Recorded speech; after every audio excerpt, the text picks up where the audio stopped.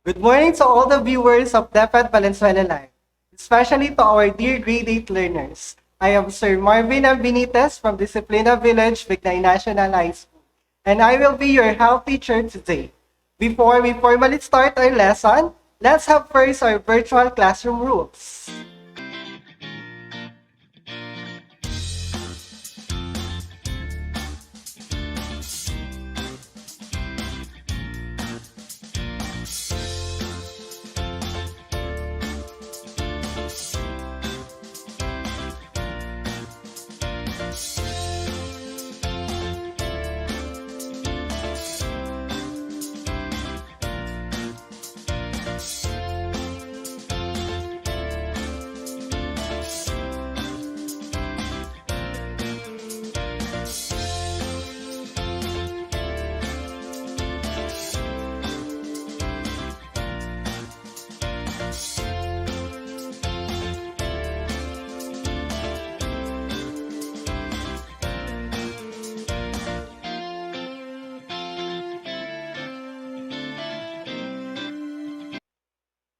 Just a reminders, we will be utilizing the reaction buttons found in the comment section.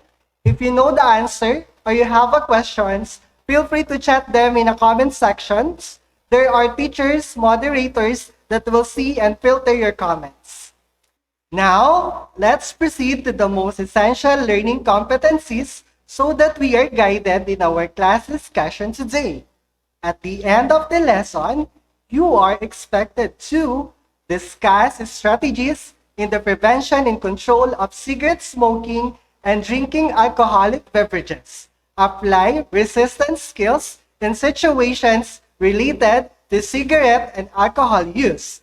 Follows policies and laws in the family, school, community related to cigarette and alcohol use. Suggest healthy alternative to cigarette and alcohol to promote healthy lifestyle for self, family, and community. On our last topic, in health, you have learned about the negative health impacts of drinking alcohol. At this point, let's have an activity entitled Recall and React.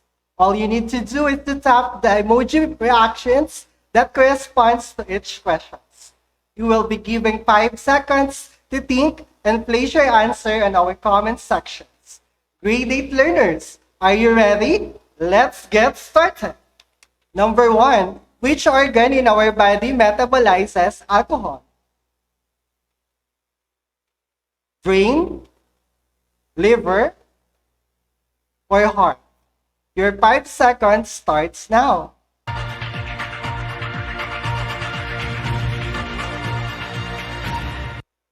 Great job, learners. The correct answer is liver. Number 2, what addictive substances is found in tobacco products? Nicotine, tobacco, and cannabis. Your 5 seconds starts now.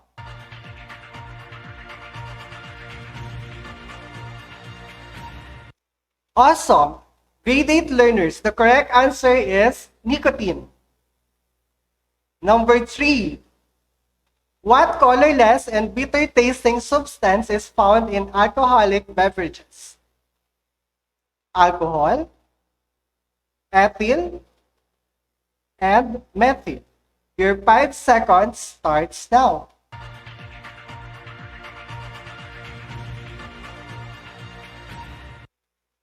Superb! Grade 8 learners, the correct answer is alcohol. Number 4, which of the following endangers one's health and fitness? Choosing a favorite hobby, being friends with smokers, exercise daily at least 30 minutes. Your 5 seconds starts now.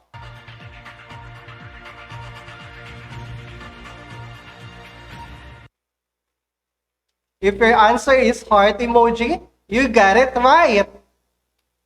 Number 5. Which of the following signs of alcohol poisoning is life threatening, confusing, hypothermia, and nausea. Your 5 seconds starts now.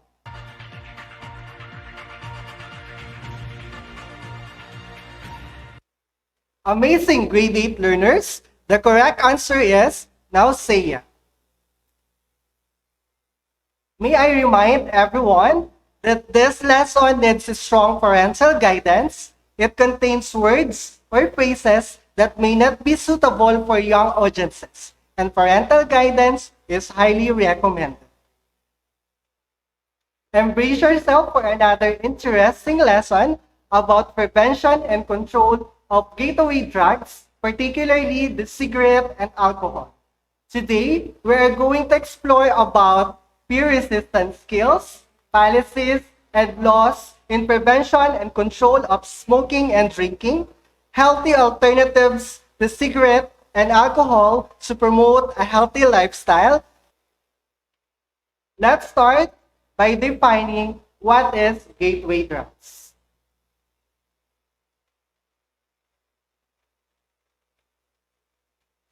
Gateway drugs are substances that are legal and readily available in the market. These drugs may lead users to use more dangerous drugs such as marijuana and shabu. In the Philippines, the two common gateway drugs are cigarette and alcohol.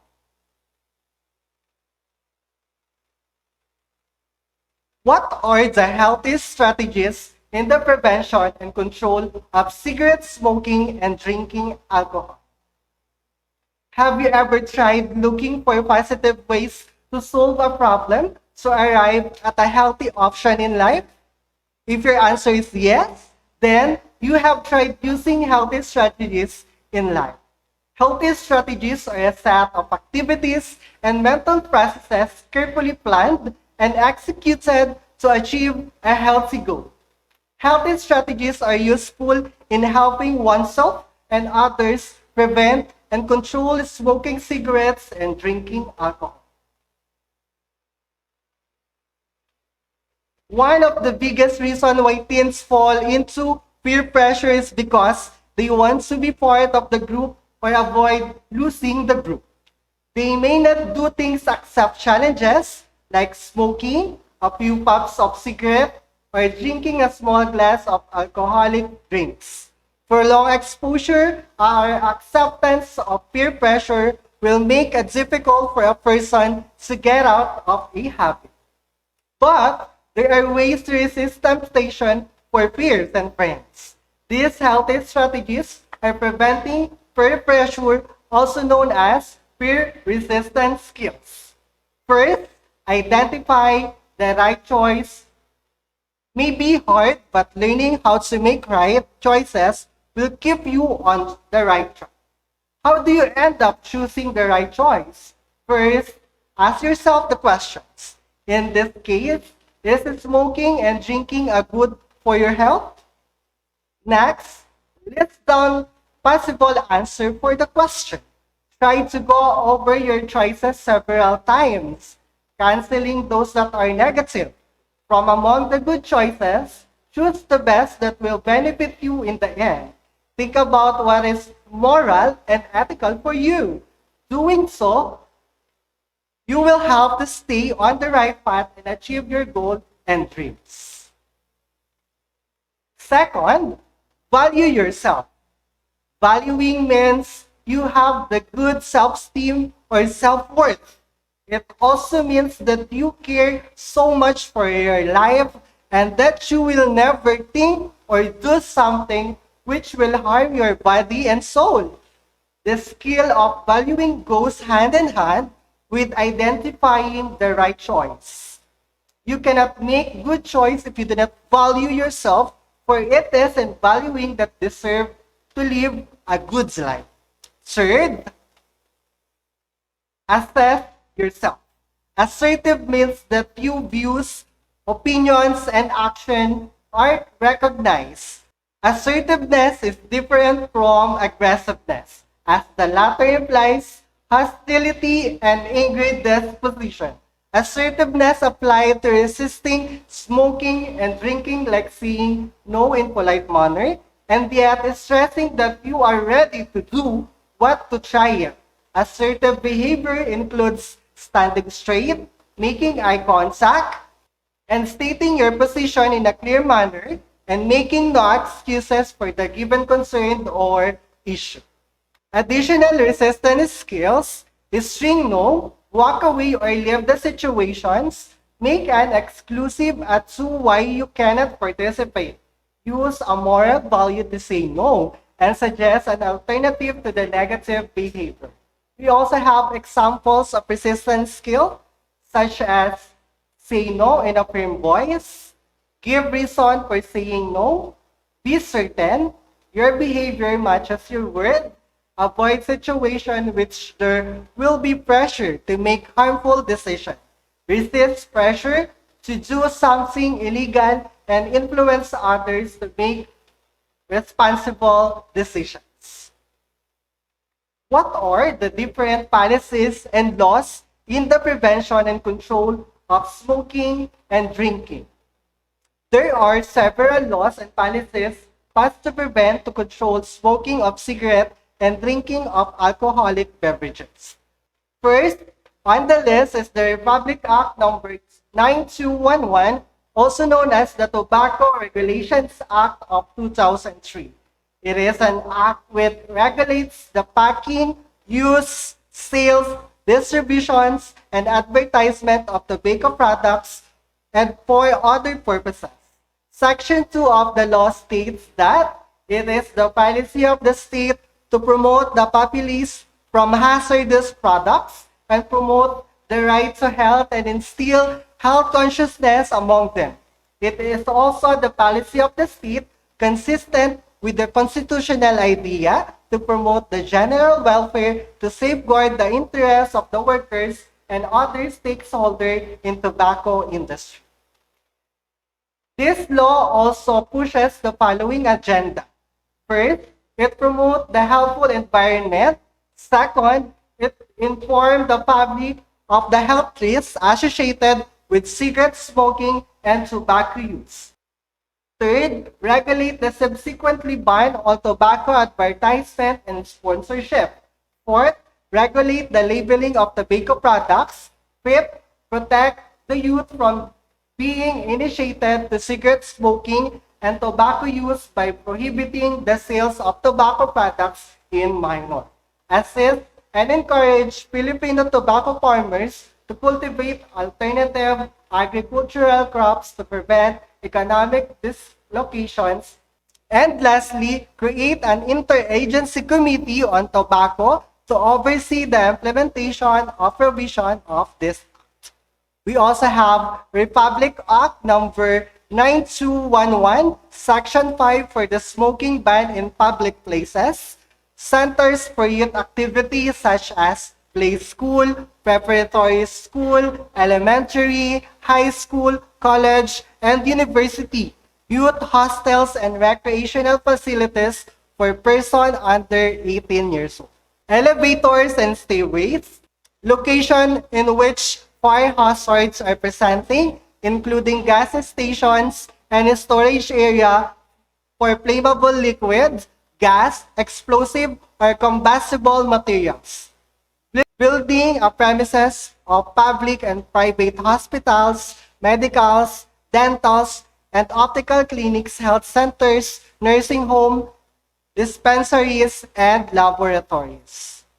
Public conveyances and public facilities, including airport and ship terminals and train and bus stations, restaurants and conference halls, except for the separate smoking area.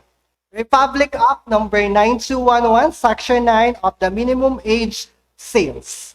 Under this act, it shall be unlawful for any retailer of tobacco products to sell or distribute tobacco products to any minor person below 18 years old. Any person to purchase cigarette or tobacco products from minor, for a minor to sell a cigarette product, and for a minor to smoke cigarette or any other tobacco products. It shall not be a defense for the person selling, or distributing that he or she did not know or what was not aware of the real ages of the minor. Neither shall it be a defense that he or she did not know nor had any reason to believe that the cigarette or any products was for the consumption of the minor to whom it was sold. Republic Act Number 9211, Section 10, Sale of Tobacco Products Within School Premises. The sale or distribution of tobacco products is prohibited within 100 meters from any point of perimeter of the school or other facilities frequented particular by minors. Republic Act Number 8749, also known as Clean Air Act of 1999, states that smoking inside public building or an enclosed public place, including public vehicle and other means of transportation, or in any closed area outside or one's private residence, private place of work, or any duly designated smoking area is hereby prohibited under the act implemented by the local government units. Next is the Republic Act Number 10586, also known as the Anti-Drunk and Drug Driving Act of 2013.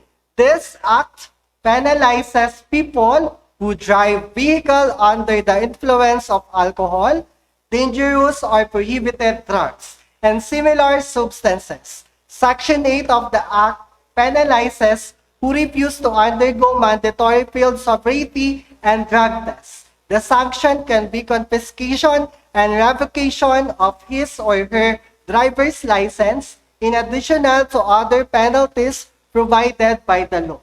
Section 12 of the law penalizes drug and drunk drivers with fine ranging from 20,000 to 500,000 pesos and confiscating, suspension, revocation of his or her driver's license. We also have DepEd Order Number 30, Series of 2018, Preventive Drug Education Program, also known as PDEP, Policy for Curriculum and Instruction. This support the National Drug Education Program and Republic Act Number 9165, also known as Comprehensive Drug Acts of 2002. This aims to include in the curriculum and instruction drug abuse, prevention, and control topics and life skills to help learners and the youth in particular. The Preventive Drug Education Program policies aims to strengthen the implementation of the Preventive Drug Education Program in school and community learning center through curriculum integrations across all learning areas. Provide capability of DepEd personnel in the implementation of the PDEP, ensures DepEd service are available and accessible to all learners, teaching, and non-teaching personnel. Create strong partnership with various stakeholders in promoting the PDEP, encourage PDEP research for evidence-based decision-making and formulations, establish a strategic and systematic monitoring, evaluations, and feedback mechanism to ensure continuity of the program and ensure allocation of funds for program sustainability.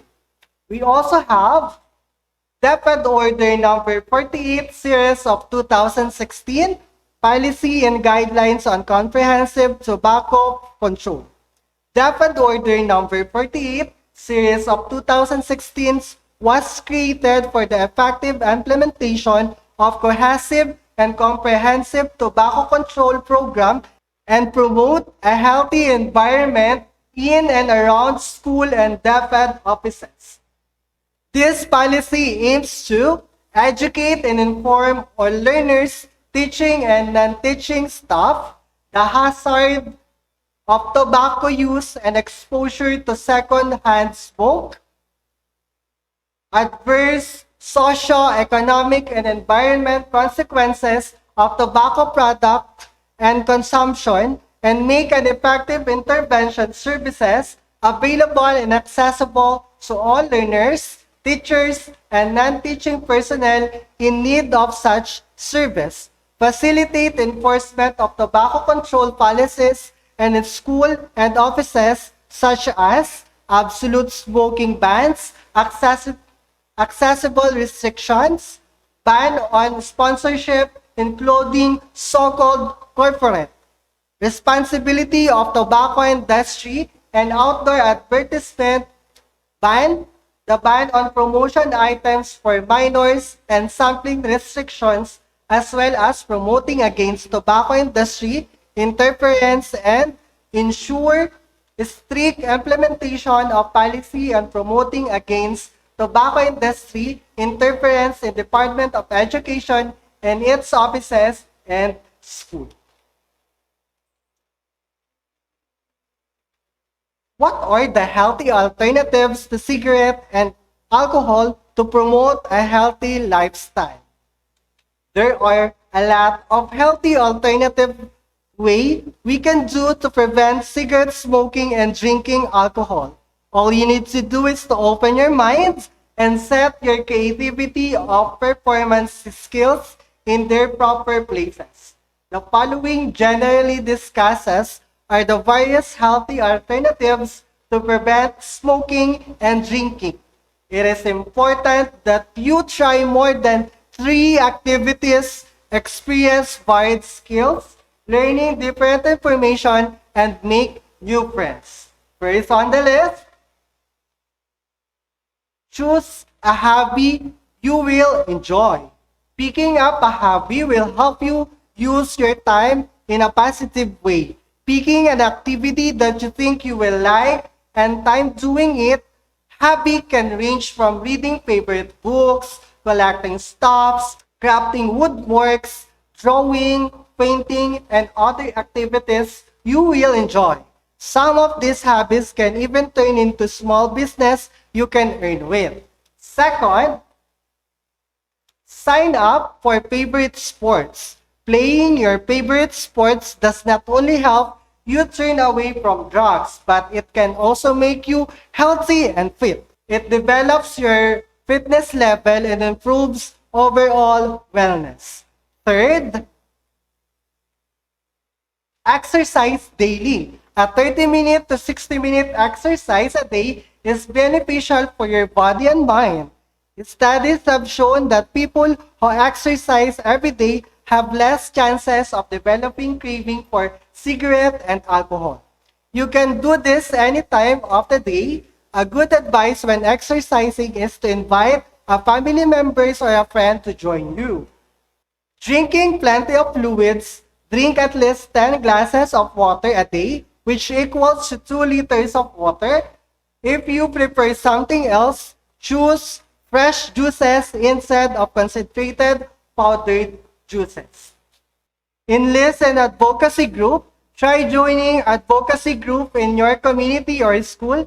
Example of advocacy are environmental, health and wellness, animal protection, vegetable gardening, leadership training, or essential skills training like first aid training.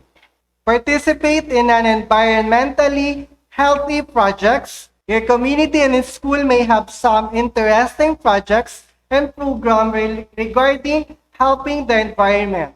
Some healthy environment projects are clean and green, urban vegetable farming, botanical gardening, tree planting, and coastal cleanup drive. Choose friends wisely. There is a saying that goes, tell me who your friends are, and I will tell who you are. If your group of friends are non-smokers and non-alcoholic drinkers, then your chances are you will never learn to smoke and drink. It is significant that you choose your friends well. A person with few good friends is better than a person with a lot of friends who influence you negatively. Hang out in smoke-free drinks. If you are visiting public places, hang out with your friends in smoke-free zones. If the sign says it is smoke-free and there are people smoking, Do not hesitate to tell the management. It is your right, after all, to be breathing clean air. Choose alcoholic-free drinks. Partying and staying in a restaurant is hard to resist as they serve food and ambience is cozy. One rule to remember, though, choose non-alcoholic beverages. If you are being offered cocktails, assertively say no, thanks, as cocktails are mixed well with alcohol. Make reminders at home and work while you choose to be drug-free. It is a good idea to remind yourself of the bad things smoking and drinking brings to one's health and family. Remember, learners, smoking cigarette and drinking alcohol are not just addictive vices. They are also affect your health negatively. That is why you should keep yourself from getting a taste of them. For your activity, research on the provision of Republic Act number 8749, also known as the Clean Air Act of 2009. Write an essay that relates to cigarette smoking and submit it to your MAPE teacher. Here are the rubrics that you need to be followed in making your essay.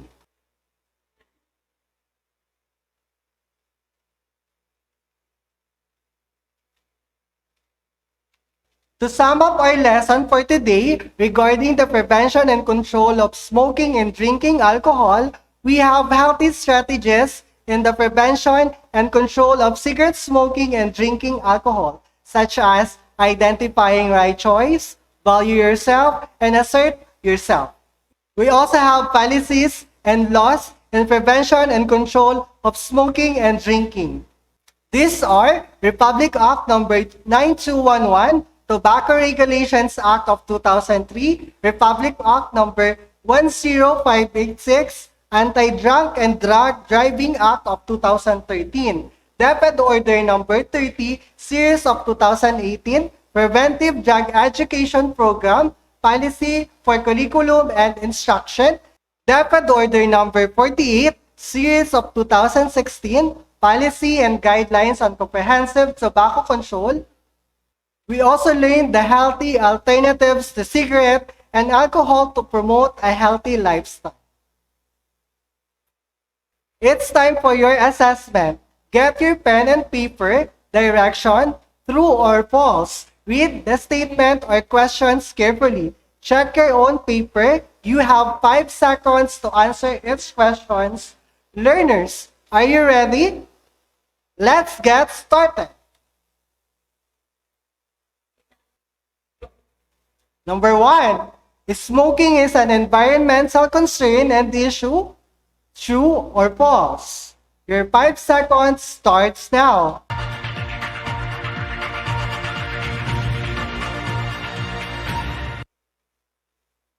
The correct answer is false. Number 2, alcohol drinking along streets and alleys are not acceptable. True or false? Your 5 seconds starts now.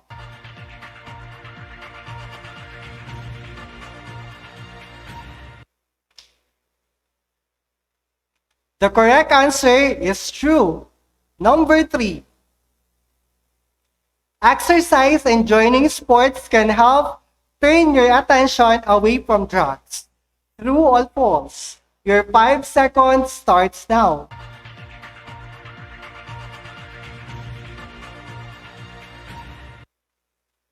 The correct answer is true.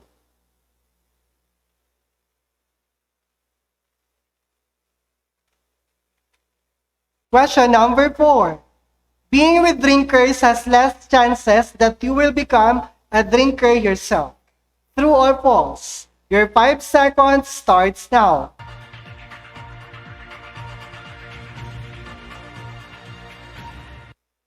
The correct answer is false.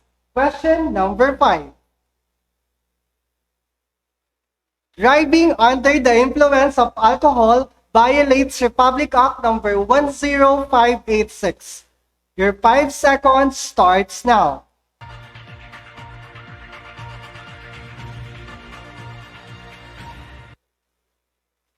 The correct answer is true. Great job, grade 8 learners! I hope that our lesson today gave you an enlightenment on how you are going to prevent and control cigarette smoking and drinking alcohol.